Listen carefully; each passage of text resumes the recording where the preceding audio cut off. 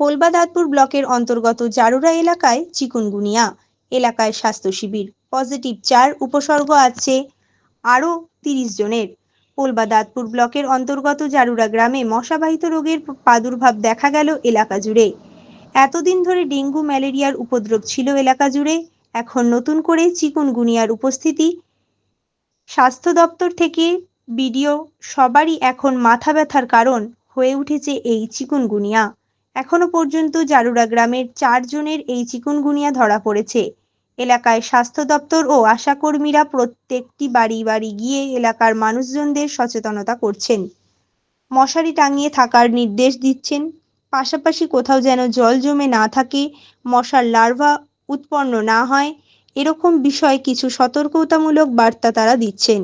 এই চিকুনগুনিয়া নিয়ে স্বাস্থ্য দপ্তরের পক্ষ থেকে জানানো হয়, ভয় ও আতঙ্কে থাকার কোনো দরকার নেই।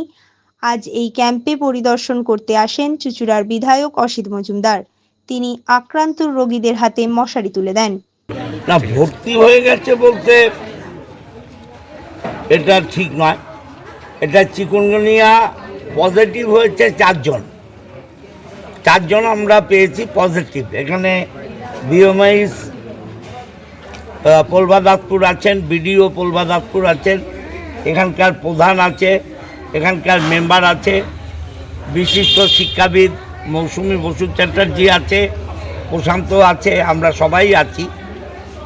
এই গ্রামে 4 জন পজিটিভ হয়েছে এবং 30 জনকে আমরা সন্দেহ করছি যে তাদেরও এই চিকুনগুনিয়া শরীরে আছে। এখনও কনফার্ম নয়, আমরা টেস্টে পাঠানো হয়েছে। 5 দিন বাদে এটা কনফার্ম বলা যায়। 5 দিনের মধ্যে জ্বরের ওঠানামা দেখে বলা যায়। তা সেই হিসাবে আরও 30 জনকে সাসপেক্ট করা হচ্ছে। আমরা যার জন্য এখানে ক্যাম্প করেছি জারুরা প্রাথমিক বিদ্যালয়ে, এখানে আমাদের ডাক্তারদের টিম আছে, ফার্মাসিস্ট আছে এবং আমাদের ল্যাব টেকনিশিয়ান আছে, সবাই আছে। এখানে আমরা অলরেডি শুরু করে দিয়েছি ব্লাড নেয়ার কাজ। আমরা এখানে ম্যালেরিয়ারও আমরা 10 তারিখে প্রথম ব্যাপারটা নোটিস করি। নানা রকম আমাদের যারা স্বাস্থ্যকর্মী আছেন, আমাদের এখানে সিএইচও আছেন, এইচএএফ আছেন, সিএইচএ আছেন এবং আশাকর্মীরা আছেন। তো তাদের মারফতে তারা খবর নিয়ে জানতে পারেন ফিল্ডে যে বেশ কিছু মানুষের জ্বর এবং তার সঙ্গে খুব ব্যথা হচ্ছে। তো স্বাভাবিকভাবেই প্রাথমিকভাবে আমরা যেটা করি, ম্যালেরিয়া টেস্ট করা হয়, তাদের ডেঙ্গু স্যাম্পেলও পাঠানো হয়, যেগুলো নেগেটিভ আসে। আমাদের সেই সময় মনে হয় যে সন্দেহ হয় যে এটা অন্য জ্বরও হতে পারে, যেটা কিনা চিকুনগুনিয়ার সঙ্গে সিমটমসগুলো যেহেতু মিলছে। তারপরে আমরা 10 তারিখের পর থেকে আমাদের এই যে স্ক্রিনিং অ্যাক্টিভিটি এইগুলো সব কিছু শুরু হয়। সেইভাবে বলতে গেলে আমরা 10 তারিখে জেনেছি এবং 11 তারিখ থেকে এই মানে শনাক্তকরণ, তাদের রক্ত কালেকশন করা, স্যাম্পেল নেওয়া, চিকুনগুনিয়া টেস্টিং করা, এইসবগুলো শুরু করেছি। কতজনের হয়েছে আপাতত? কতজনের হয়েছে মানে পজিটিভ কেস এখনও অবধি যেটা স্যার বললেন সেটা হচ্ছে যে এখনও অবধি 4 জনের আমরা পজিটিভ হিসেবে পেয়েছি।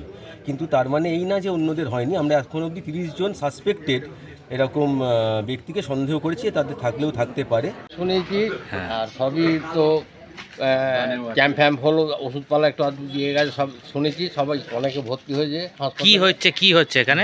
জ্বর হচ্ছে, বেতাল জ্বর হয়ে উল্টো পাল্টা হয়ে যাচ্ছে, আর পড়ে যাচ্ছে, কে উঠতে পারছে না। কি রোগটার নাম জানেন? আমার নাম জানি না, বলছে চিকুনগুনিয়া হচ্ছে। যাই হোক, হলে হবে, আপনাদের সব আছে, আপনারা বুঝতে পারবেন, চিনতে পারবেন। আচ্ছা, এলাকায় কি এরকম প্রচুর হচ্ছে? হ্যাঁ, সেই তো একদম পুরোই তো দেখতে পাচ্ছি এরকম হয়ে যাচ্ছে। তবে সে খবর আসছে, এই সব হচ্ছে, ওই হচ্ছে, সেই হচ্ছে, নানারকম জ্বর। এতে কি আতঙ্ক লাগছে এখন? একদম আতঙ্ক লাগবে না। এসব জিনিস তো একটা ভাইরাসের ব্যাপার আছে, এসবগুলোকে একটু তো আতঙ্ক লাগে। আমরা মূলত হেলথ ডিপার্টমেন্ট থেকে যখন জানতে পাই, 12 তারিখে জানতে পাই যে আমাদের এখানে একটা অজানা জ্বর হয়েছে, সঙ্গে সঙ্গে আমাদের ভিএসটি টিম রয়েছে, আমাদের ভিআইপি সুপারভাইজার এবং ভিজিটি এবং ভিএসটি, এদের এই গ্রুপে আমরা পাঠাই।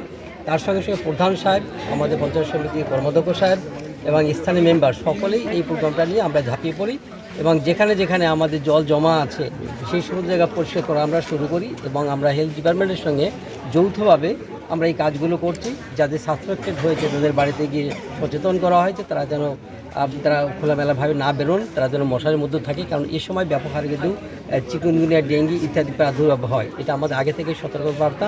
Bureau report, TV 99 Bangla. TV 99 Bangla.